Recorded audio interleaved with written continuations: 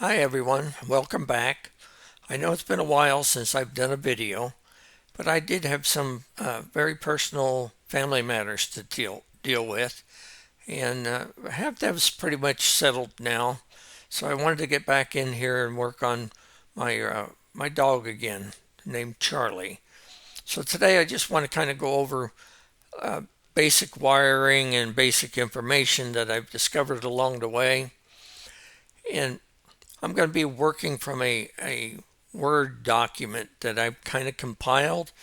I found that finding all this data and putting it back into one spot helped me to uh, be able to reference it quickly without having to run back and forth to web pages and so forth.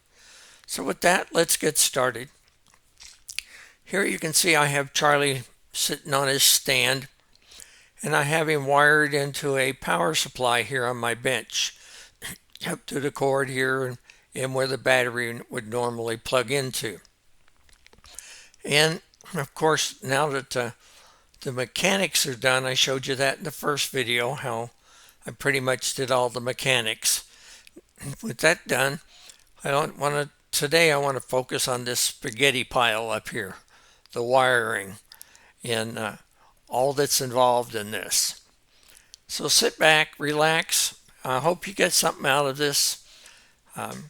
Again, Cyber One was my major source for this, and I want to give Cyber One good credit. Go see his site. Let me make a comment on where to find his site down below in the comments. Let's move forward then. Here in an Excel spreadsheet, I made a basic diagram of how I did my wiring. Now, this of course is not one wire goes here to one wire goes there. It's an electrical diagram, so the physical connections are quite a bit different. Speaking of the physical connections, I wanted to back up here just a second. Let me go back to here. Here we go. All these wires up here. Cyber One has a much better shop setup than I do.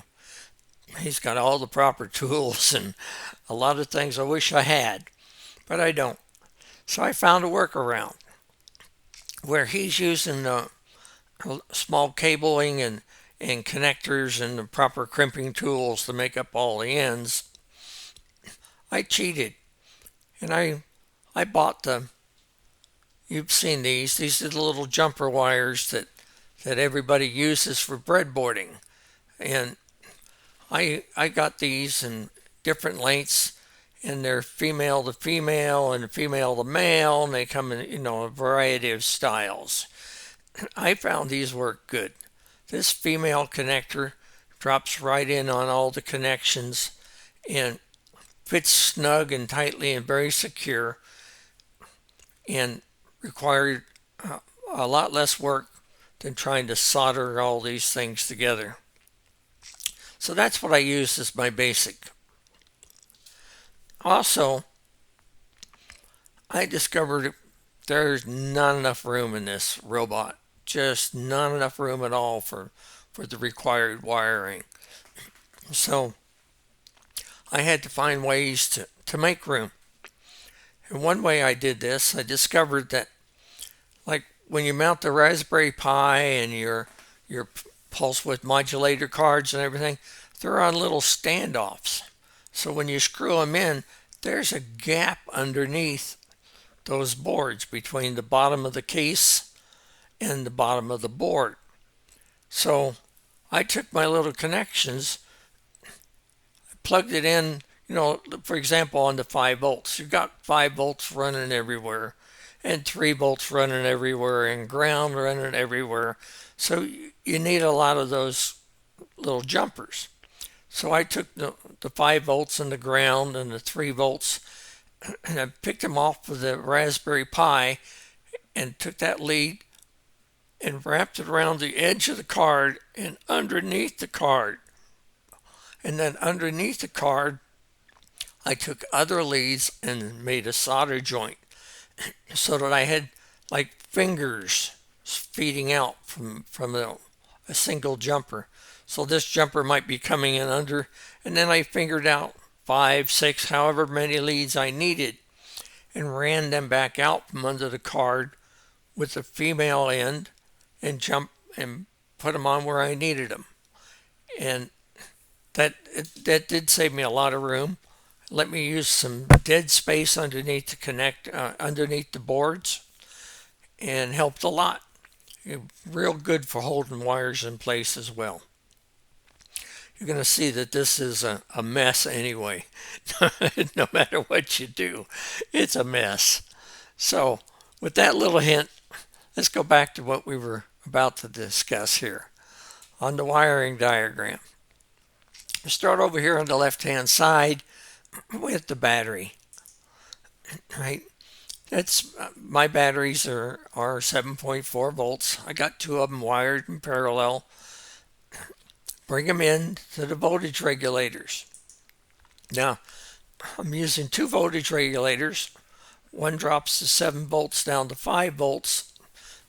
And that 5 volts is, as you can see, gets run to a lot of different places. To the LCD display, to the nano, ultimately to the ultrasonics. And then, of course, the ground gets run everywhere. The 6 volt side feeds down to the servo pulse width modulator card. Now, this 6 volt voltage may vary. This depends on what servos you're using. You might use it directly as 7 volts and not even use this regulator. Or you may, like me, use the 7 volt servos but drop the power down to 6 volts.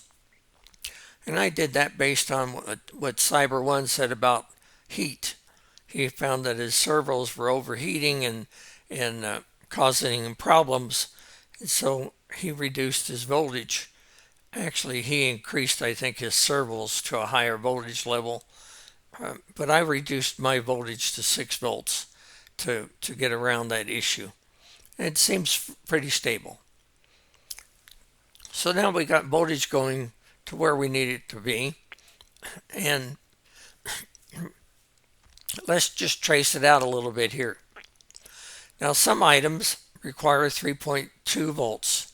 So that's fed off the Raspberry Pi down to a level shifter, which we'll talk about in just a minute, and over to the MPU unit, which is 3.2 volts device, and to feed the front and back pulse width modulator cards.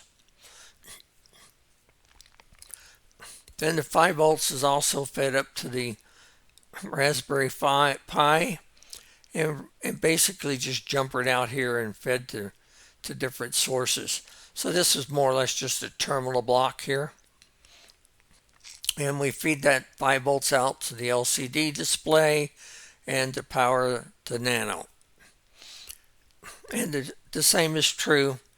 We run it down here and to the front of the LCD to power the front pulse width modulator card to power the LCDs, which run on 5 volts. The ground, of course, is routed everywhere we need a ground, and it's a common ground.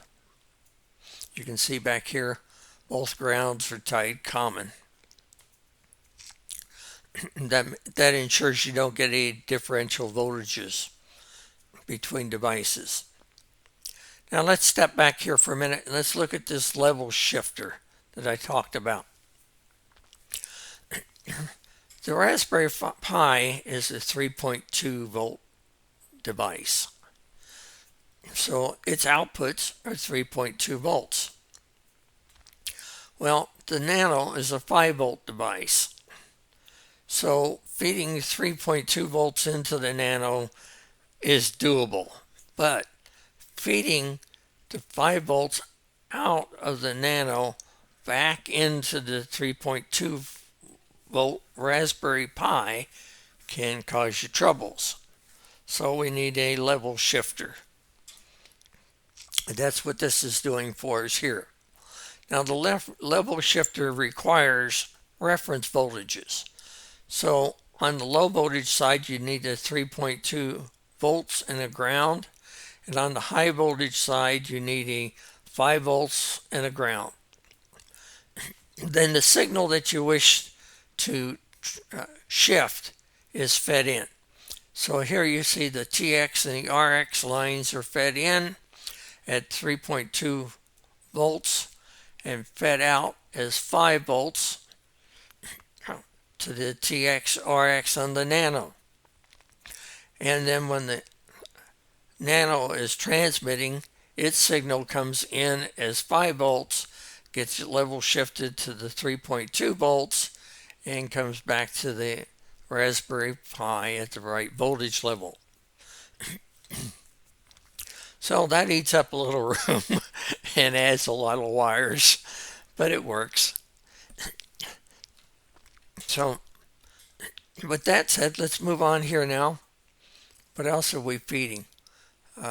We're feeding the I squared C communications bus, right?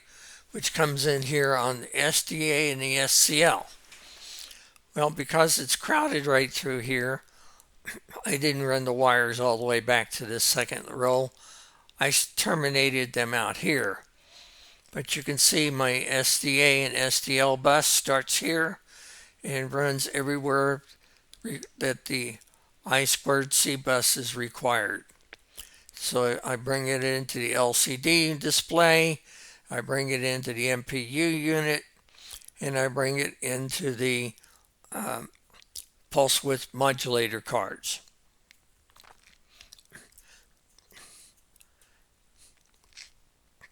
One wire left here on the Raspberry Pi, the GPIO pin 26. Now, there's a programming problem. Actually, it's a hardware problem between the two devices, between the Raspberry Pi and the Nano. When you first turn your robot on, they power up simultaneously. The Nano powers up a lot quicker than the Raspberry Pi, so the code in the Nano is already begun to look at the network, the RX-TX network, trying to link up. Quite a bit later, the Raspberry Pi finishes loading all the software and activates the TX RX, but the two are out of sync. They're not talking correctly. And the only way to get that corrected right now is by forcing the Nano to do a reset. So that's what we're going to do here. And again, remember, the Nano is a 5 volt device. The Raspberry Pi is a 3.2 volt device. So I simply cannot take this GPIO pin 26 and hook it right to the reset on the Nano. It's not going to work. So what I do is I run it through the transistor right here, and I happen to be using a 2N3904 transistor. Basically any 2N type transistor you got laying around will probably work, but a 3904 is a pretty common one, cheap, find them everywhere. So I develop basically an on-off switch. That's all I'm doing here. So I wire the transistor collector to 5 volts through a 10K resistor. This 10K resistor is going to create a voltage divide. You'll see it in a minute. I run the emitter straight to ground. The base I run back to the GPIO pin 26. And again, wiring's crowded, so I just indicate here that I'm going back to the 26 pin over here. Now, from the reset pin on the Nano, I wire it to the collector of the transistor as well. Now, we'll start with the GPIO pin deactivated in the low state, high state. So the transistor is acting like a turned off switch. So with the switch turned off, the 5-volt supply is felt through that transistor and up to the reset, so that the reset is held high, which is its inactive state. Now, when I want to do the reset, I'm going to have to put code into the Raspberry Pi that says set pin 26 low. When I set pin 26 low, I turn on the transistor. In other words, I'm closing the switch. When I close the switch acts just like a short circuit, right? So ground is brought straight through the transistor and applied to this side of the resistor. And all the supply voltage then is developed across this 10K resistor. The size of the resistor is not really too critical. Use what you got around. 10K is very common. By using a large resistor, I pull a smaller current, so I'm saving a little battery life. So this reset then drops from 5 volts to ground, or 0 volts. When the reset sees the 0 volt, it toggles the Nano into the reset mode. So I'm just going to hold the GPIO pin low just for a fraction of a second. Toggle it low, toggle it back high. That's enough to reset the Nano and restart it. With the Nano reset, now it will link up with the Raspberry Pi that's already in the mode looking for that RxTX connection. And they made up just fine. And then everything works. I hope that's fairly clear. It's not too difficult. You'll see it as we get going through the build here. About the only thing left now to cover is the ultrasonic sensors. Now, the ultrasonic sensors are driven by the Nano, which the signal is fed back to the Raspberry Pi through the RxTX connection. The ultrasonics are going to run on 5 volts. But notice I don't have the 5 volt line here going directly to the 5 volt source. The idea here is, again, to maybe save a little voltage, a little load on that battery. So it's wired back. The supply side, VCC, is wired back to D2. D2 is a digital output that I can turn on and off.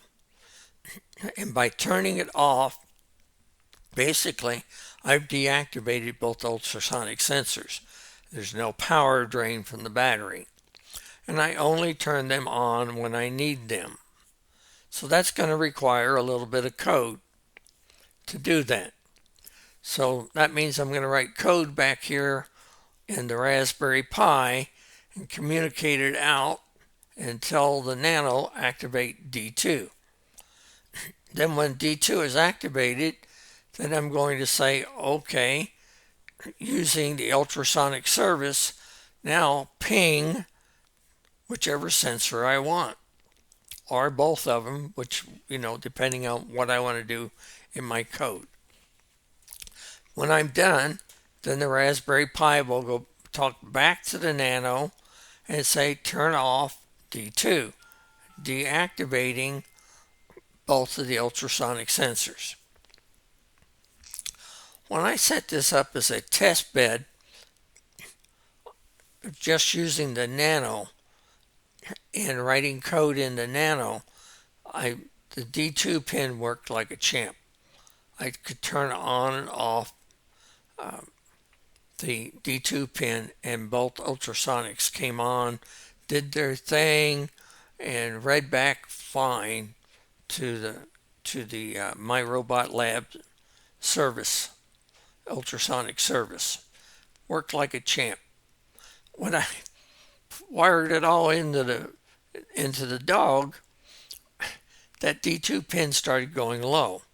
I mean, having a low voltage. Even though I triggered it, to be high, I wasn't getting 5 volts. I was getting a very low voltage out on that. So I may end up having to go with like a transistor control on that. We'll find out. If I do, I'll come back, I'll update this and indicate what I've done. But if I do, it's going to be the same basic circuit you see right here.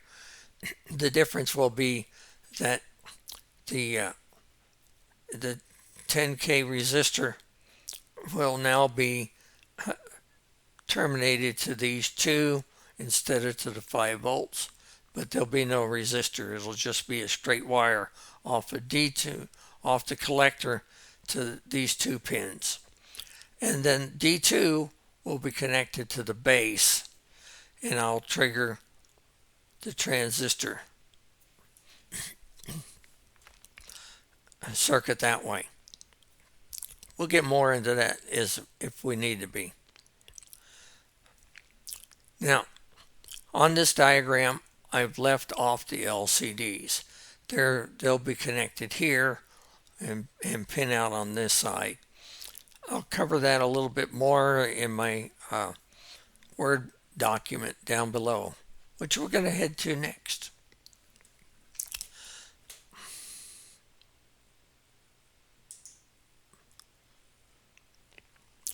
Now, I went on the internet and studied the pinout of the Raspberry Pi. So, first thing I remind myself is pin 1 is in the inside row at the SD card end of PI, of the Raspberry Pi. Another way you can tell is that on the bottom side of the card, it's the only pin that has a square solder pad instead of a circle solder pad. But once you mount that sucker in and start plugging wires in, it's awful hard to remember where you're at. So I did a little bit more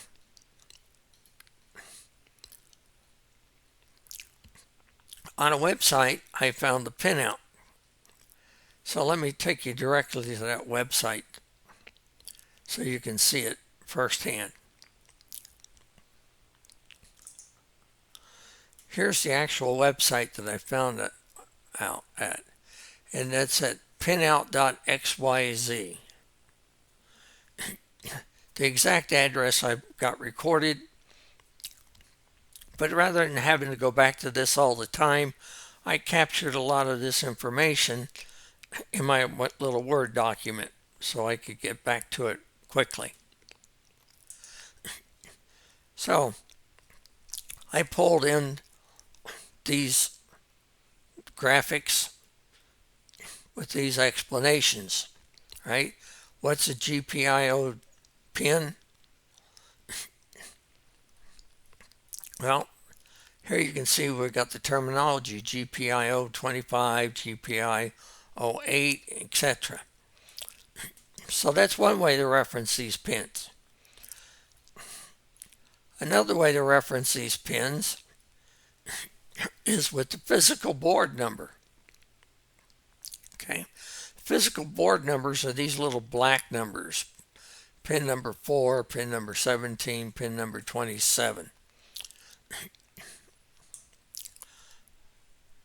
These numbers right here. Okay. Then there's a third way called wiring pi. Now, if you're using the latest version of the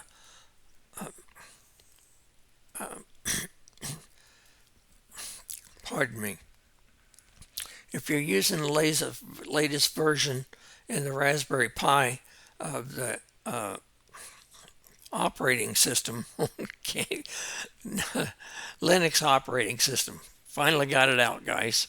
Pardon my Parkinson's. But if you're using the Linux operating system and you're using the latest version, it won't automatically install this wiring pi service for you. And you'll have to download it and do it yourself. And CyberOne gives you all that information in his website, but I don't know that you need it now. And I say that because I've been following along with the My Robot Lab development group and CyberOne's interaction with them. And he pointed out that the GPIO pins on the Raspberry Pi were not working. And they went back in and they started developing that service a little bit more, and they now have the GPIO pins working. Yay! And in my testing and setting up this reset pin that I need, I've been using the GPIO addressing scheme directly. So I've been using GPIO 26 directly in my code. Well, I haven't used it in code yet, but when I set up the Raspberry Pi service, I go to the Raspberry Pi service and I go down to pin GPIO 26 and I can toggle it manually from a 0 to a 1 or 1 to a 0, and I get the reset action that I'm looking for. So I'm not sure that you need that wiring pi anymore. And I think there's a couple of reasons for that. And that's all in the way that My Robot Lab has been developed now. So just to let you know, it's mentioned by CyberOne. He shows you how to load it, download it and install it, which I did, but I'm not sure you need it.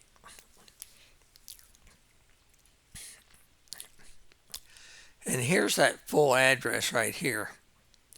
Right? If you want to go get to this addressing scheme, you can go to this full address. And I put the reminder in here that the wiring pi are mouse overs. That's the only way to get that wiring pi pin number. So let's go back to the website and I'll demonstrate that for you.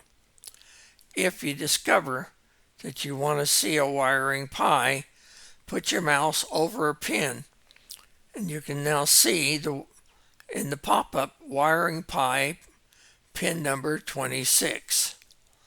And here, wiring pi pin number 10.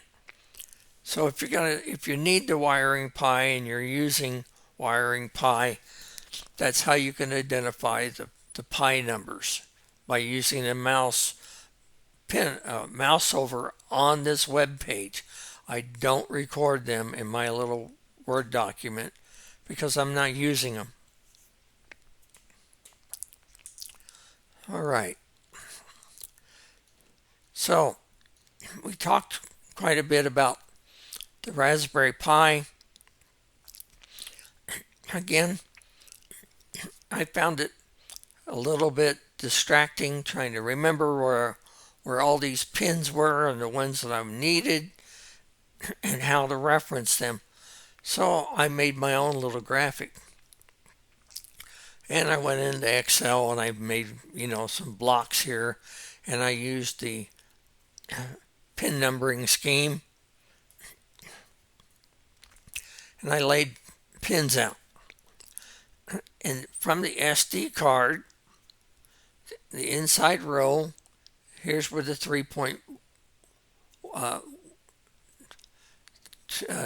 3.2 volts sit. And here's where the 5 volts sit. So if you reference back to my drawing, that's this connection right here.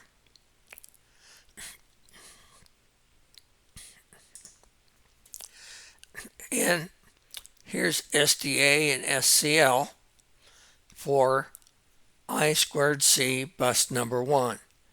I know I got it labeled wrong here. It should say I2C, I squared C.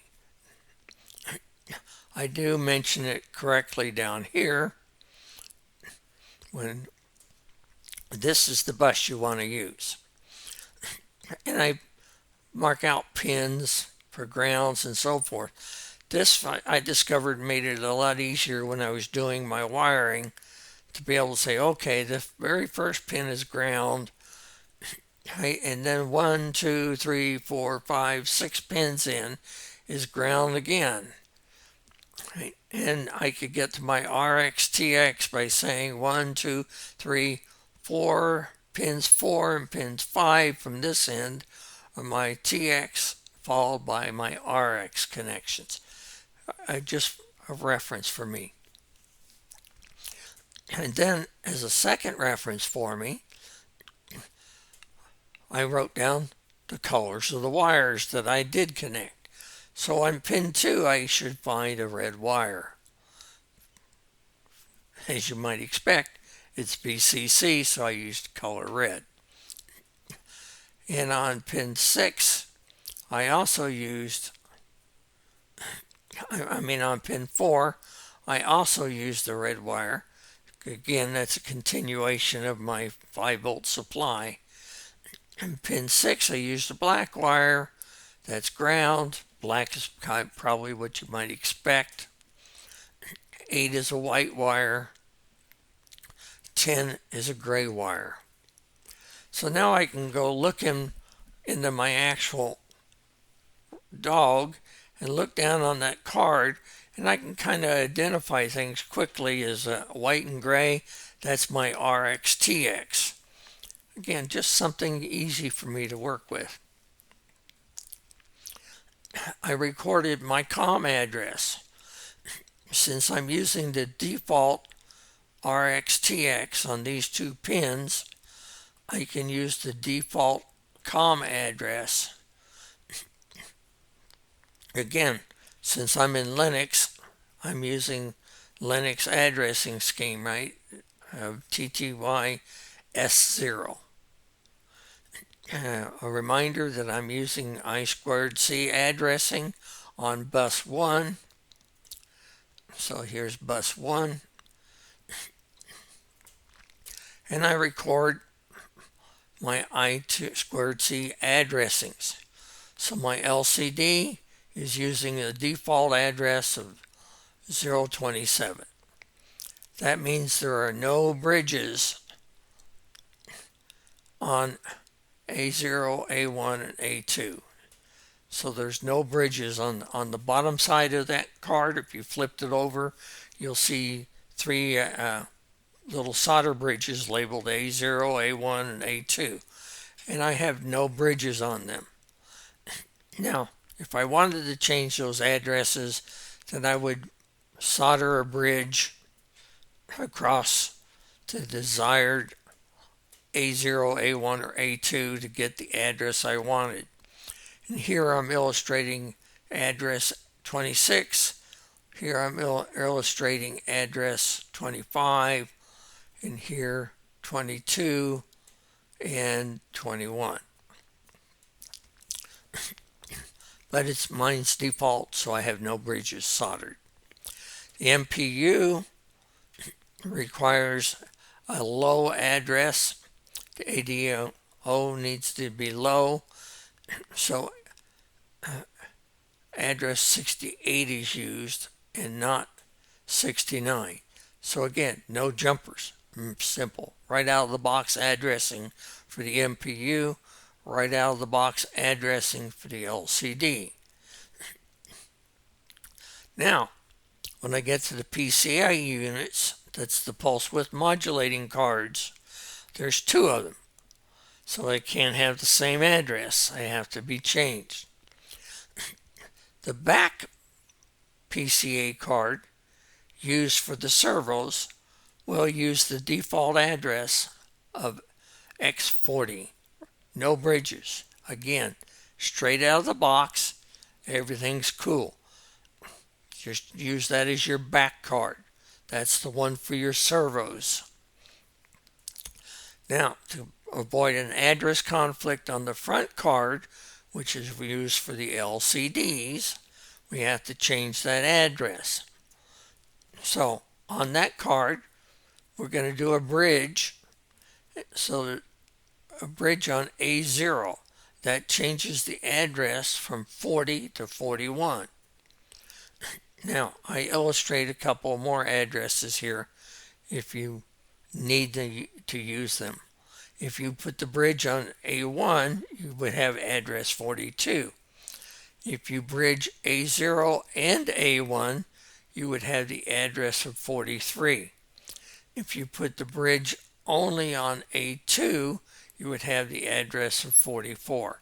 So this is strictly a binary type thing. You can set your address as you need. My bridge is on A0, giving me the address 41. So on my I2C bus, I'm going to be looking for addresses 27, 40, and 41.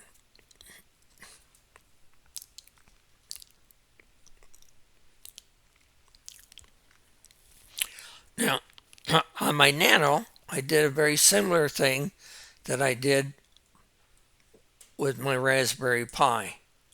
First, I went and snatched a pin out of the Raspberry Pi, which is fine.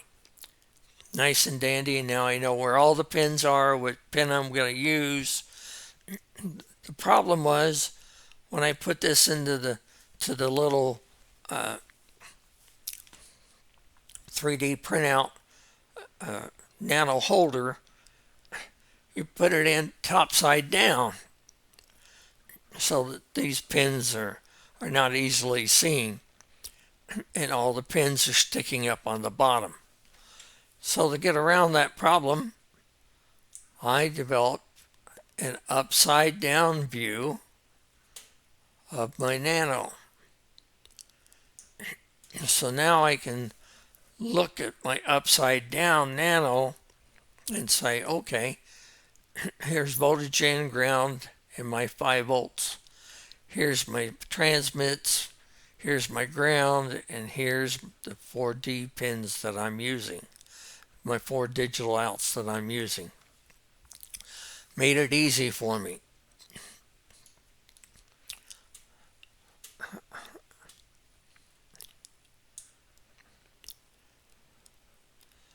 Again, I recorded what color wire I put on each of those pins, making it quick and easy for me to look into my dog and say, okay, here's my gray and white, so here's my transmit lines. And I put a couple of notes here for myself. And I put the note, remember, the Raspberry Pi to Nano RXT lines must be connected via a level shifter to accommodate the 3 volt to 5 volt conversion. And I put a second note, the Nano and Raspberry Pi RXTX link will not start when the robot is powered up. We've already discussed this when we're back on the wiring diagram. And the code must be added to the Raspberry Pi to use a GPIO pin, and in my case, I'm going to use pin 26, through a transistor to force a reset of the Nano.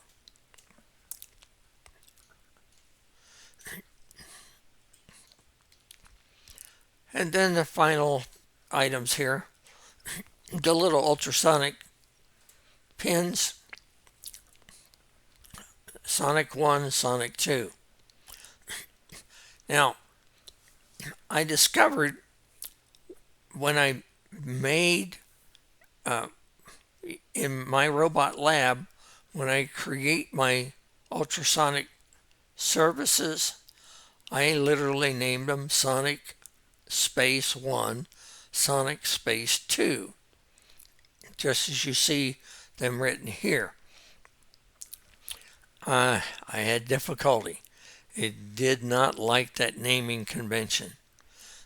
So I'm going to name my services, my ultrasonic services will be named Sonic 1 with no space, and Sonic 2 with no space. Then I had no difficulties.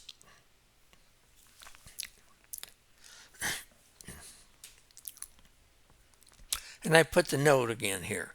And I already discussed this with you on the wiring diagram of why I had to use a transistor. But I just put a note of explanation here, which I can fall back on. You can pause the screen, reread it, and get a better understanding again at a later date.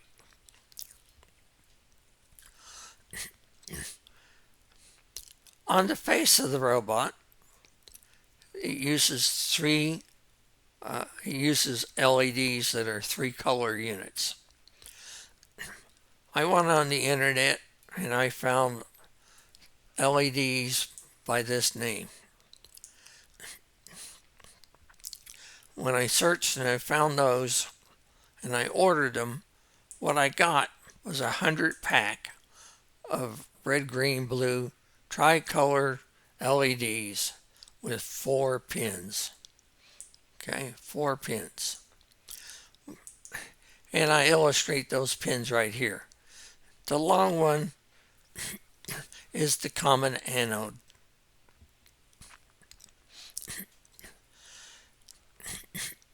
And then I have the red pin, the green pin, and the blue pin. It's a 29 millimeter long LED, and it comes with a package of 300 resistors that can be, that it says are sufficient for you in size to use in a voltage range from 6 to 12 volts. They're really not needed. And we'll show you why here in just a minute. I reviewed by going on the internet and finding, a hookup, how to use these LEDs with a Nano Uno. And got this illustration. Now, the illustration shows you how to wire, physically do the wiring between the nanode and the pulse width modulator card in the LED. And it's showing that with the 3 resistors here. You really don't need these resistors. Just wire the LED straight to these pins.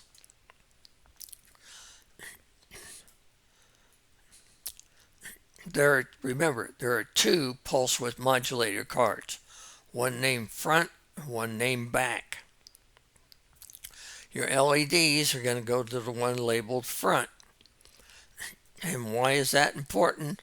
Because the front card is voltage sourced at 5 volts. That's for the LEDs. Remember, the back pulse width modulator card is sourced at 6 volts to drive the servos. There are 16 output ports on this card, so they're labeled 0 through 15. That gives you 16 physical connections. Each one has 3 connections. One pin is for voltage supply, one is for ground, and the other is the pulse width modulator connection. So if you go back here, you'll see that the common anode is wired direct, and then the 3 colors are wired to the pulse width modulator, right? Red, green, and blue.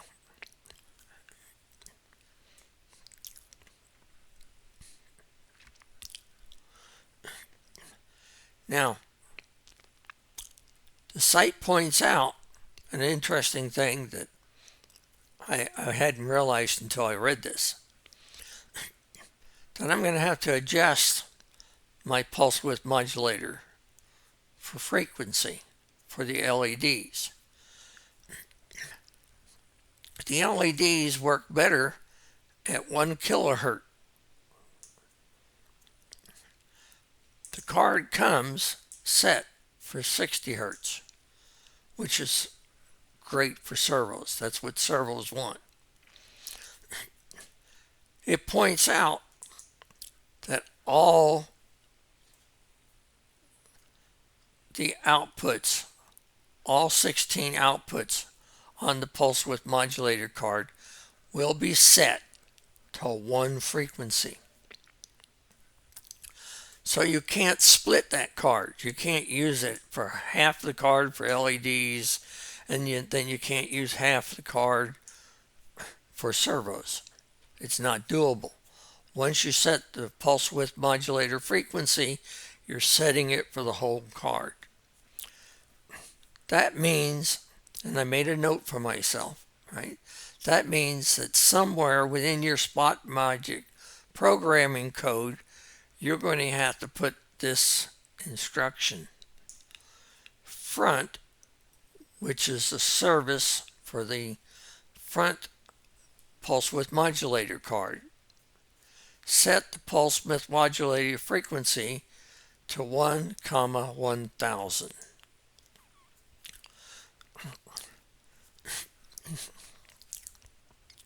The site pointed out that there are 220 ohm resistors, right? But you don't need them.